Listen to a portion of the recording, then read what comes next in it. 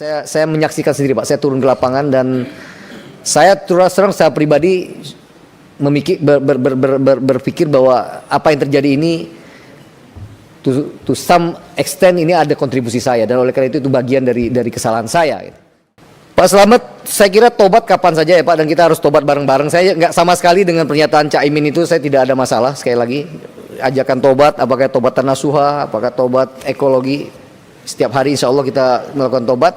Cuman konteksnya ketika itu Cak Imin yang meminta maaf kepada saya, maksudnya bukan itu, kata Cak Imin. Bukan itu, surat saya itu bukan tentang itu. Dan saya kira sekali lagi, ayo kita tobat bareng-bareng gitu ya. Dan ya harus kita lakukan secara bersama-sama. Penegakan hukum rendah, itu fakta Pak, saya nggak bisa mengatakan tidak. Coba penegakan hukum, datanya, halaman berapa? Di lampiran ini memang. Ya, ini data tadi mana Pak? Ini penegakan hukum. Penegakan hukum 10 tahun ya, dari penanganan aduan, pengawasan, proses pengawasan dan kasus P21. Memang faktanya Pak, di 2025 kami hanya 121. Dibandingkan dengan 2024 yang P21 176. Mungkin dengan logika yang Bapak katakan tadi, mungkin mestinya nggak 176 di 2024, bisa lebih ratusan, bahkan ribuan. Oleh karena itu ini memang kami evaluasi Pak di penegakan hukum kami ya, dengan sekali lagi dengan anggaran yang terbatas, dengan sumber daya manusia yang terbatas, kita coba maksimalkan bahwa penegakan hukum terutama di kasus P21-nya akan mesti lebih banyak lagi. Jadi ini data saja Pak, saya harus sampaikan apa adanya. Tapi ada yang ditangani Satgas PKH. Ya. Dan tentu ada dengan adanya Satgas PKH, kemudian sudah ada beberapa yang memang sudah ditangani langsung oleh Satgas PKH, termasuk kemarin Pak Dirjen Gakum baru saja kembali dari Halimun Salak ya, untuk menertibkan peti. Ya, peti yang tadi di tenda-tenda biru itu Pak, itu udah penertiban ke berapa Pak Dirjen? Operasi berapa? Ya, ini udah operasi ketiga. Operasi ketiga di Halimun Salak dilaksanakan dengan Satgas PKH. Pak Dirjen baru kembali bertugas.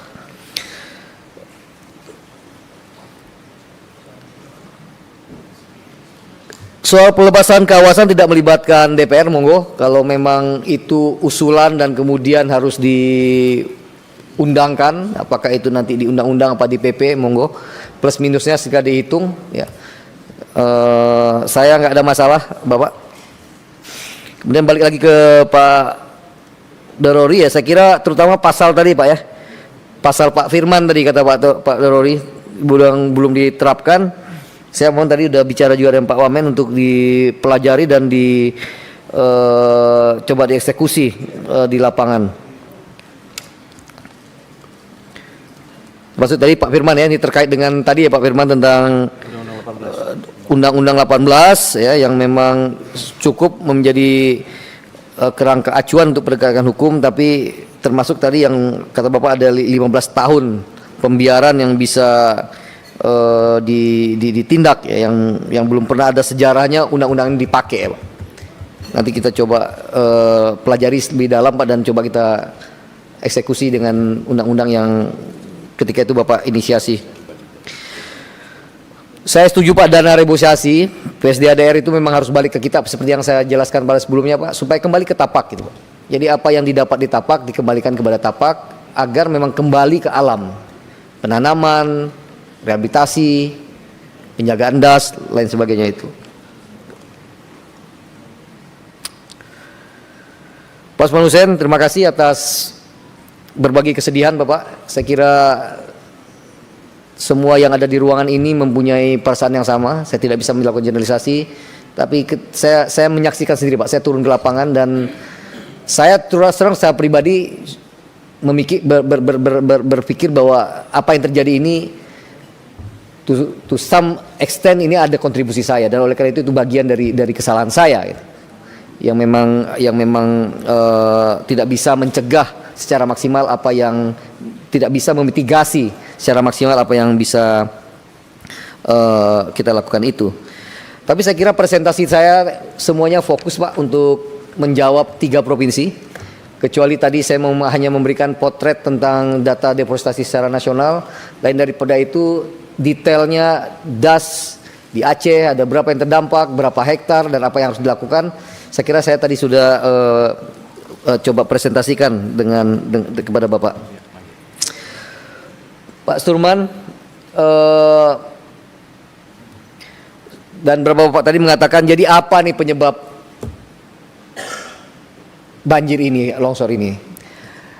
Saya tidak punya kapasitas untuk merangkum itu karena memang seperti di paragraf pertama yang saya sampaikan tadi, ini adalah satu kondisi yang terjadi ya, yang dipengaruhi oleh satu faktor dan berbagai macam faktor ya, kombinasi antar faktor. Apakah ada faktor cuaca ekstrim? BMKG saya kira sudah menjelaskan ya. Saya tidak perlu menjelaskan kembali bahwa ini memang cuaca ekstrim. Apakah hanya disalahkan cuaca ekstrim? Saya kira tidak ya. Saya tadi juga mengatakan ada kontribusi kami ya, kontribusi kehutanan yang tidak bisa menjaga das dengan baik di hulu. Saya kira tadi di halaman pertama ya, di pertama-tama tadi saya mengatakan, kalau boleh dibuka lagi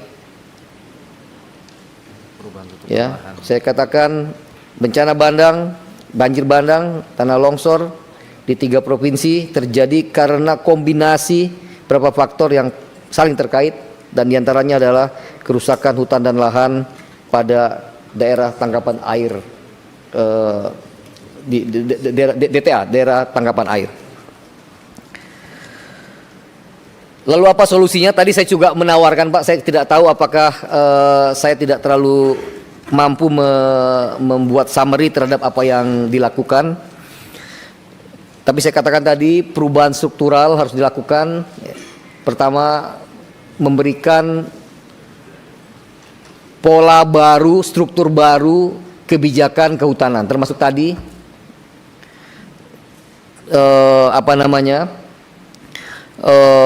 mengkaji ulang hubungan pusat dan daerah dalam melakukan pengelolaan hutan ini, Pak. Di undang-undangnya hutan lindung dan hutan produksi penanggung jawabnya adalah provinsi, tapi tapaknya ada di kabupaten kota dan tidak ada dinas kehutanan di kabupaten kota. Karena kehutanan di undang-undang daerah apa tadi nama undang-undang di 23. Undang-undang 23 pemerintah daerah itu juga dianggap sebagai sektor sunnah, Pak, bukan sektor wajib ya. Sektor tambahan sehingga istilahnya urusan pilihan. Kalau kasarnya kalau memang ada dananya boleh, kalau enggak apa-apa. Nah, ini harus diubah, Pak, karena hanya dengan kebijakan itu kemudian kita bisa memastikan sekali lagi perubahan yang permanen itu bisa terjadi, tidak hanya tergantung kepada niat baik dan komitmen seperti yang ditunjukkan oleh Pak Presiden hari ini.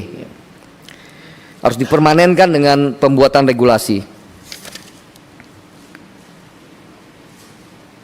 Sama tadi Pak Johan, tidak ada data tapi tidak ada kesimpulan, tapi saya tadi mencoba mensamarikan, Pak.